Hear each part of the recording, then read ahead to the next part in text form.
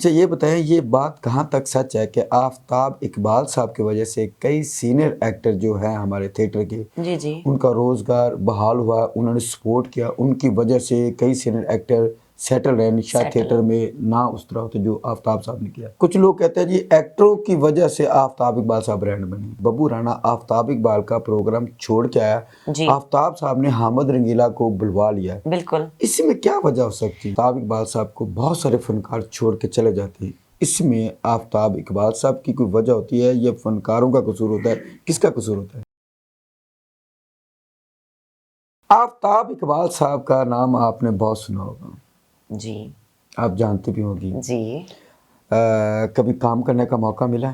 नहीं। अगर ऑफर करें तो आप करेंगी? इंशाल्लाह ज़रूर करूँगी। उनके लफ्ज़ों में ऐसी अदायगी है, ऐसा ठहराव है, मतलब कि अगर मुझे मौका मिला तो मैं ज़रूर करूँगी। वैसे मैंने जियो पे किए हैं 2-3 प्रोग्राम, तो मुज़ाकरात था मेरा ख्याल है उनका नाम शो का, या मतलब मे बी कुछ ऐसा ही था। तो अगर मुझे आफताब साहब का मिला तो मैं ज़रूर करूँगी।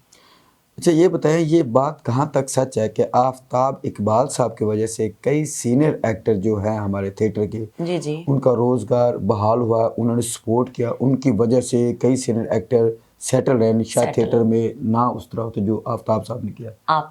आफताब ने उनको न्यू जनरेशन को बताया है कि ये लेजेंड एक्टर्स हैं, मतलब इनका इतना पीछे स्कोप है, मतलब उन्होंने जो रिस्पेक्ट दी है ना, कमाल। मैं समझती हूँ कि कोई और इंसान नहीं दे सकता था, ये आफताब साहब ने ही दी। ये बात सच है कि आफताब इकबाल साहब की वजह से कई फनकार ब्रांड बने हैं या फनकारों की वजह से आफताब? कई तादाद में। कुछ लोग कहते हैं जी एक्टरों की वजह से आफताब इकबाल साहब ब्रांड बने। देखें, गुलदस्ता तो फिर गुलदस्ता ही होता है ना, लेकिन आफताब साहब खुद एक ब्रांड है, तो ब्रांड के साथ कोई भी चीज मैच होगी तो वो ब्रांड ऑटोमेटिक हो जाएगी। अच्छा पिछले दिनों में ना आपने देखा कि बब्बू राणा और हामिद रंगीला दो सके भाई हैं। बब्बू राणा आफताब इकबाल का प्रोग्राम छोड़ के आया, आफताब साहब ने हामिद रंगीला को बुलवा लिया। बिल्कुल। इसमें क्या वजह हो सकती है? देखिए जी, एक भाई छोड़ के आया तो दूसरा चला गया। ये आप लोग एंकर या मतलब मीडिया क्यों हाथ धो के पीछे पड़ गए हो? नहीं ये कौन सी बात है? आप फनकारों को आपस में लड़वाना चाहते हो, भाई भाई को लड़वाना चाहते हो। नहीं एक भाई छोड़ के आया, दूसरे भाई ने जगह ले ली है, क्या इसमें वो हो गया है? नहीं ये भी हो सकता जब आपको कोई घाटा पड़ गया है?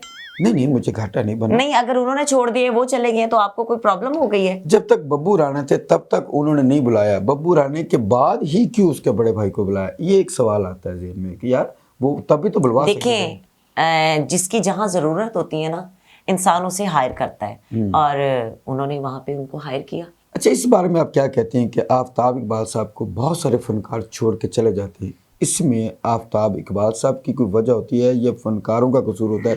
किसका कसूर होता है? देखें जी, अल्लाह पाक ने जिसका रिस्क जितना जहाँ पे लिखा हुआ है ना, उसको वो मिलना है।